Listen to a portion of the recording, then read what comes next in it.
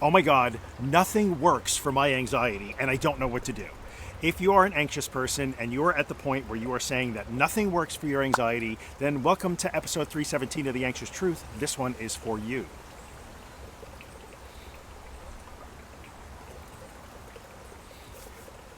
Hello, everybody. Welcome back to The Anxious Truth. This is episode 317 of the podcast. We are recording in May of 2025. For those of you who are watching or listening from the future, I am Drew Linsalata. I'm creator and host of The Anxious Truth. I'm a therapist practicing in the area of anxiety and anxiety disorders in the state of New York.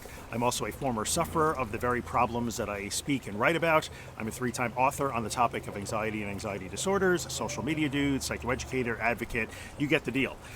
This week on The Anxious Truth, we're going to talk about what happens when an anxious person starts to declare that they've tried everything and nothing works for their anxiety. It can lead you into a really dark place where you feel like you're worse than everybody else, or your anxiety is somehow special, or you have a special immune form of anxiety that doesn't respond to anything and you're kind of stuck.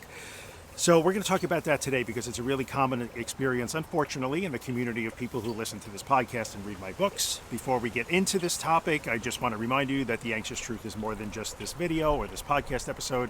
There's a ton more resources on my website at theanxioustruth.com, including all the previous podcast episodes, the other podcast I do with my buddy Josh Fletcher. That one's called Disordered.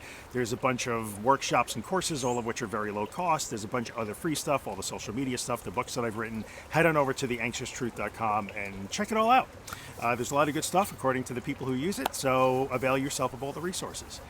So I'm sitting outside today. It's a Sunday afternoon, and I've decided to record on a Sunday afternoon. This is a little bit old school. I used to record podcasts this way. It's lower production value, but that's okay. I'm enjoying the weather, and hopefully it's going to work for you guys. So enjoy the trees and the Japanese maple behind me. That's the big shock of red leaves. So let's talk about what happens when an anxious person is struggling for any period of time with chronic or disordered states of anxiety, and they're working overtime for a very long time to try and get a grip on that. They may find that nothing is really changing. They're still being triggered quite often. They're maybe having recurring panic attacks. They can't stop the overthinking, the worrying, the ruminating, the GAD is just kicking into high gear, or nothing is working for their OCD. And they may start to declare, and this may resonate with you if you're watching or listening today, they start to declare, nothing works. I've tried everything and nothing works for my anxiety.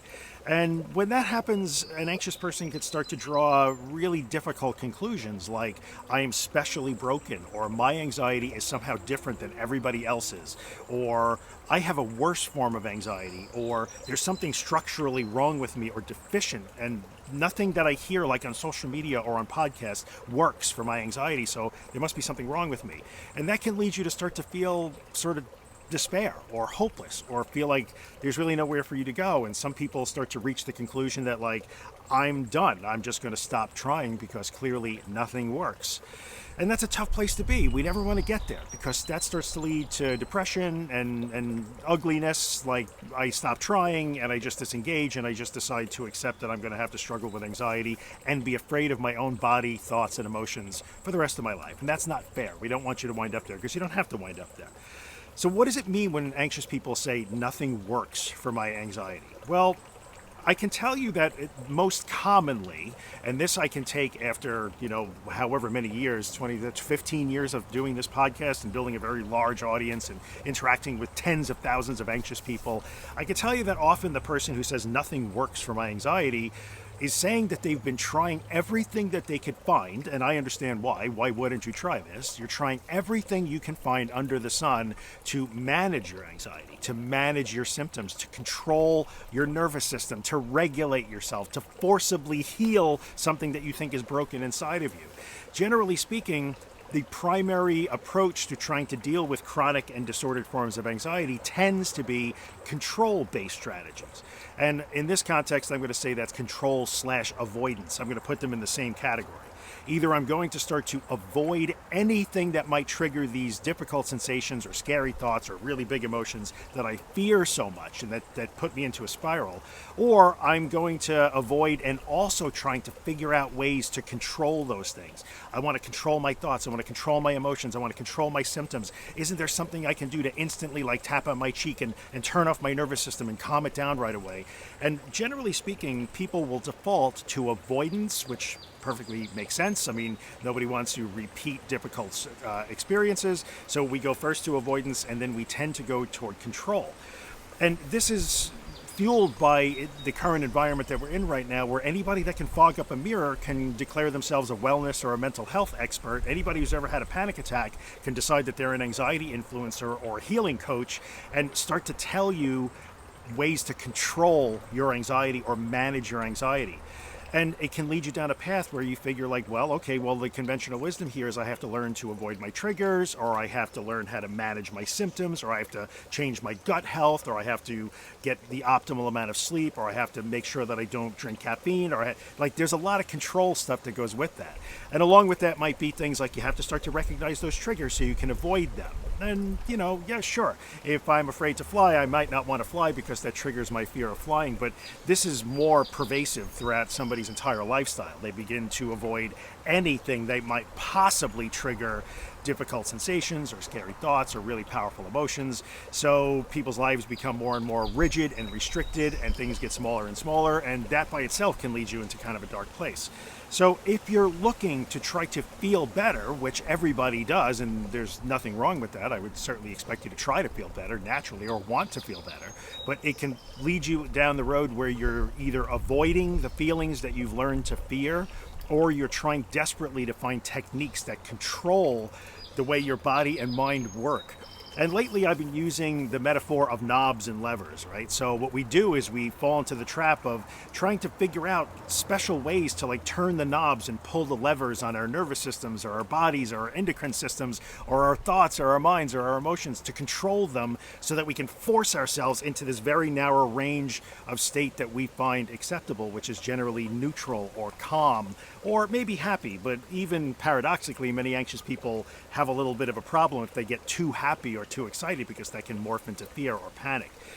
So when we try so hard to control these things, or we avoid, things don't really go the way we want them to. Those strategies tend to lead to temporary relief in the moment.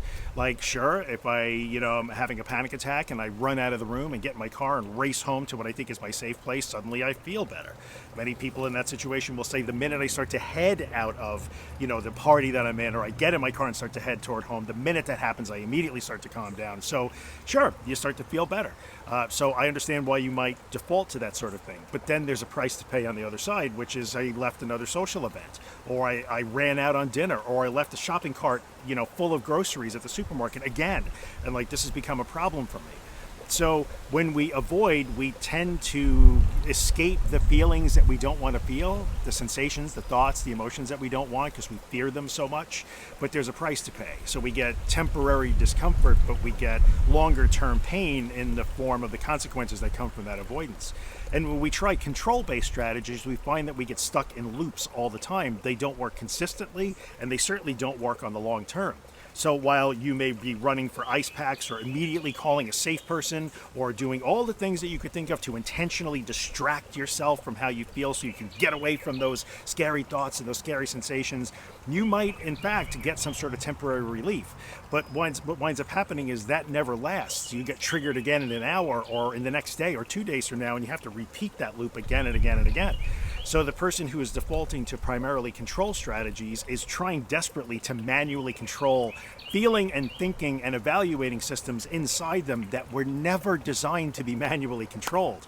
If we could find ways to hack the fight or flight response, we'd be in trouble because we should not be able to turn that off. That's not correct. We need these processes. We need those systems in our minds. We need that threat detection system. We need the alerting system. There should not be a way to turn it off just because you don't like what it's doing at the moment. So we wind up fighting against our natural state. And when we really, I just posted about this on my Instagram too a couple of days ago. If we really look at the current state of things like neuroscience or cognitive science right now, you start to see that, yeah, we're learning a huge amount, but so much of what we're learning is focused directly on wow, these systems are really interrelated and they're really complicated and they've been evolved to work at peak efficiency without us even knowing about it or having to intervene. Makes sense. These are complicated systems primarily outside of our control that are designed to keep us safe and alive, and we don't get a say in how they work because that would be a terrible design.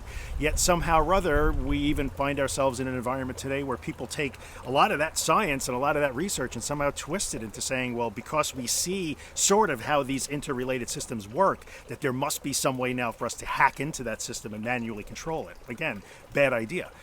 So when people reach the conclusion that, I tried everything and nothing works for me, generally speaking, what they're saying is I've been trying to control my anxiety or I've been just exclusively avoiding it for a very long time. And sure enough, I don't like the life that I get from that. So where do we go from here? I would also have to throw in another little caveat, which is some people will say, well, I know what you're saying, Drew. I listen to your podcast, or I listen to Disordered, or I follow you on social media, I read your books. I get it. It's acceptance, right? It's willful tolerance, it's surrender, it's mindfulness, it's all of those things. Correct. And I've been doing that, and that doesn't work either. And whenever somebody tells me acceptance doesn't work for me, mindfulness doesn't work for me, then that the question itself or the statement itself indicates, well, this is somebody who is trying to use these things, acceptance as a feeling better technique. If I accept my anxiety, then this is a way for me to turn knobs and pull levers that calms me down and makes me feel better, makes the anxiety go away. That's not the way this works. So we don't use acceptance, willful tolerance, surrender, meditation and mindfulness. We don't use those things as ways to operate our anxiety or operate directly on thoughts or emotions or feelings or bodily sensations. We use those things to learn how to move through those uncomfortable states in a more productive way, because in the end, the problem here is that those of us who struggle with this particular issue, chronic and distorted states of anxiety, will learn to be afraid of our own bodies, our minds, and our emotions. So what we're doing when we use acceptance and mindfulness-based strategies is we are learning through experience that we don't have to fear our bodies and minds, our emotions anymore. Those are uncomfortable and difficult things to deal with sometimes, but not dangerous things, so we don't have to be fearful of them anymore. So all that being said, where do we go from here? If you find that you are in a place where you keep saying, I've tried everything and nothing works, then you have to ask yourself, what have I been trying? Have I been trying primarily avoidance and control-based strategies? If you have, then that's not your fault. I mean, I understand why you would try things that are designed to make you feel better and sometimes do right away in the moment. I get that, not taking that away from you. You're allowed to want that. But if that's a strategy that you have been primarily trying for however long, weeks, months, years, and you keep feeling like that doesn't work, well, take heart in the fact that it was never going to work. And what I mean by work in that context is it was never going to lead to larger, broader, lasting, durable change. Those things were never going to lead to that. Ask anybody who feels that they got better using primarily avoidance and control strategies, and then it came back, what that looks like. 9 times out of 10, what that means is I learned strategies to control my anxiety, but then at some point life overwhelmed those strategies, and I did feel the things that I fear so much, and then I didn't know what to do because I still fear them. I couldn't control them. My control fell apart. It was overwhelmed by the circumstance. Or for whatever reason, maybe I was sick, or maybe I was in a difficult time in my life, or maybe I was under a lot of stress, and my control strategy failed me, and then all of a sudden I was hit with those feelings again that I fear so much, and then I say that I'm in a setback, and it came back, and all bets are off, and I don't know why this keeps happening to me. So nothing works for my anxiety often appears as cyclical recovery. I feel better, and then I don't. I'm doing better, and then I don't. And for an agoraphobic, it's often like, oh, I was able to push out, and I expanded my comfort zone, and I was living most of my life, and then blam, it all came crashing down again in the span of 2 weeks after I had 2 big panic attacks, and it was all over. So where do we go from here? The first thing I would, urge you to do is recognize that you may have been relying on strategies that were never going to work for you, but that's not your fault. It's okay to try those strategies, and everybody defaults to them at first. Again, that's okay. It's sort of the natural progression of this. But remember that just because you want something to work doesn't mean it's going to work. So I think the first big takeaway I would ask you to sort of consider in this podcast episode, in this video, would be knowing the difference between what you want to work and what actually has a fighting chance of really working. We want everything to work because we want to feel better right away, and that's okay. Sometimes we want it really, really bad. Sometimes we hold beliefs about wellness or the way our bodies work. We just like concepts like regulating our nervous systems and that sort of stuff. And so we like them so much that we want strategies that revolve around those concepts to work so bad. So we keep trying them again and again and again. Again, all human beings have emotional bias. That's okay. Not a crime. Just know that if those things are not working for you, that's not a you problem. That's a method problem, right? That's, well, I took the same path that all anxious people take, at least in the beginning, and I may be learning the hard way now that, like, that really isn't the way to lasting recovery. That's okay. Even learning what doesn't work is learning, and it counts. In fact, I would venture to guess, and I might assert as I'm kind of talking out loud here, that almost every anxious person that gets all the way to, what they will determine to be a recovered state, which, by the way, means that they might still experience anxiety or fear. They're just not afraid of the fear. They're just not anxious about the anxiety anymore. Anybody who gets there probably went through this part where they tried all the other stuff. Sometimes they got some temporary relief out of it. Sometimes they made some progress and then it collapsed again. They were on the hamster wheel. They couldn't get off it. And ultimately they had to learn, well, I guess that doesn't work. So that's okay. That's how we learn. That's how we learn in life in general. We try things, we see what works, and we go with what works, and then we abandon what doesn't work and try different things. It's experimentation, right? So I would almost say that almost every anxious person has to go through this time where they take the path that seems to be the common sense one, or seems to offer immediate relief, seems to offer quick relief, seems to get us a quick distance between us and those thoughts and those sensations and those emotions that we fear so much and that feel so overwhelming and dangerous and urgent. And then we discover, like, this isn't working for me, but that's okay. When you reach the conclusion, I think this isn't working for me, just don't make another leap that says, well, because something that's wrong with me. That's not because something is wrong with you at all. It's just because I was trying something that was never going to work. I mean, heck, I really want the New York Rangers to win the Stanley Cup again. But no matter how much I, hammer on a piece of wood on my desk, nothing works for the New York Rangers because hammering on a piece of wood on my desk was never going to make them win the Stanley Cup. Now that's a ridiculous, little, metaphor there, but you get the idea. If the thing was never going to work because it's just not really a path that leads to lasting recovery or lasting improvement or major, like, significant, durable improvement, then it's not a you problem. It's just that was just the wrong path. So sometimes what I tell people is that your first way to start to move forward again into a direction that might work for you is just changing direction. So I've kind of used the ship on the ocean metaphor before. I've used it with my therapy clients. If you're in the middle of the Atlantic Ocean and you really want to get to London, well, you have to be sailing east. You got to be going east. If you keep going west and don't understand what's happening because you keep hitting your boat into North Carolina, well, that's not a you problem. It's not even a problem with your boat. It's not even a problem with the fact that you want to go to London. Like, all of those things are okay. The problem is you've been sailing the boat in the wrong direction. And every time you smash into North Carolina, you back up and do it again and again and again and really hope that the next time will be London. That was never going to work.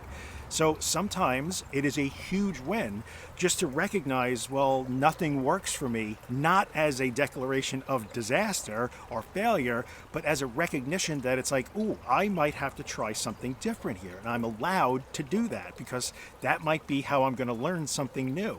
And if you can start to turn that boat toward the east, even if you're not moving toward London yet, but you're just facing London this time, you are winning, right? And sometimes just coming to grips with the idea that, like, sailing west is just not working even though I want it to. And there may be a lot of emotions and resistance, and you may have to be angry about that, and you may be a little resistant to that. It's totally normal. It's okay. You're a human being. You're allowed to feel those things.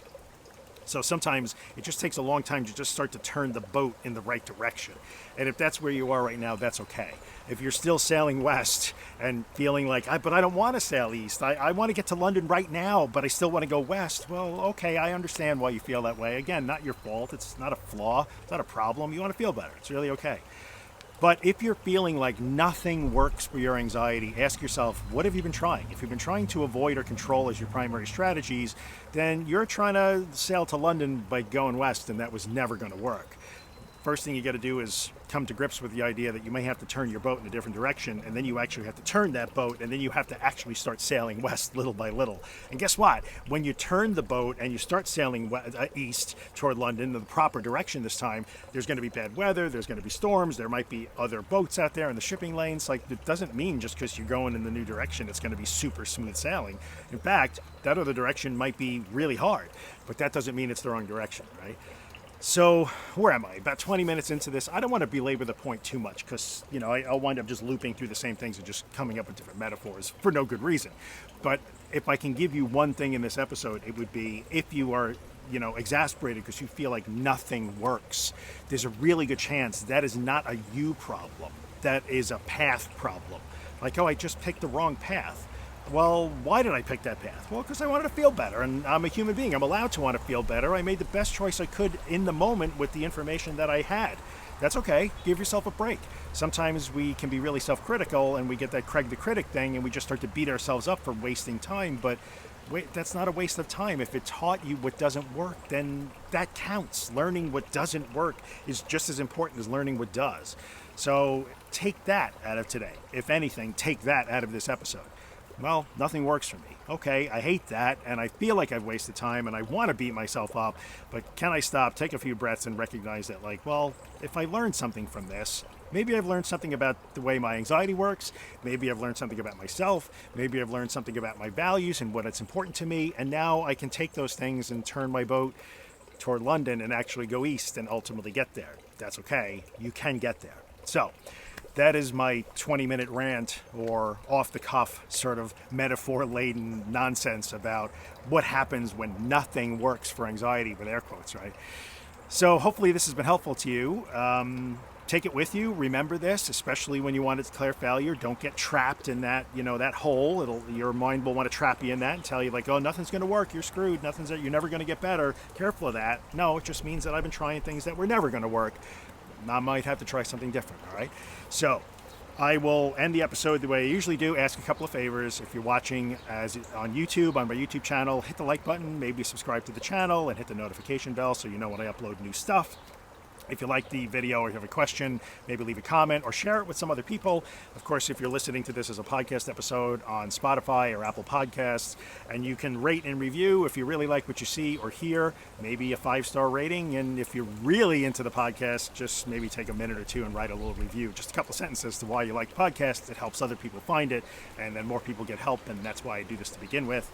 And that's it. I will remind you also that even if all you do today, or for the next 2 weeks before my next podcast episode, if all you do is work on coming to grips with the idea that what I've been trying is never going to work for me, and I'm going to have to turn my boat in the other direction, and if all you manage to do is turn the boat a little bit in a different direction, at least consider that I might have to go that way instead of that way, then you are winning. That will add up. That is a step forward. You will get something out of that. It is part of the process. Do not minimize even these small things that other people might not be able to see, but you'll be able to see when you look in the mirror, and I'll know you're doing it, and I know it matters. So hopefully this has been helpful to you guys. I will be back again in 2 weeks with another episode of The Anxious Truth. If you want more than just every other week podcast, go to disorder.fm because that podcast comes out every week. You can check that out if you feel like this isn't enough content for you. But also remember, you can't really recover by listening to podcasts. You got to actually go and do things, the stuff that I talk about, the stuff that Josh and I talk about on Disordered. So thanks for hanging out this week. I appreciate it. I'll be back in 2 weeks to talk about something. Not sure what yet, but something. I'll see you guys later. Have a good one.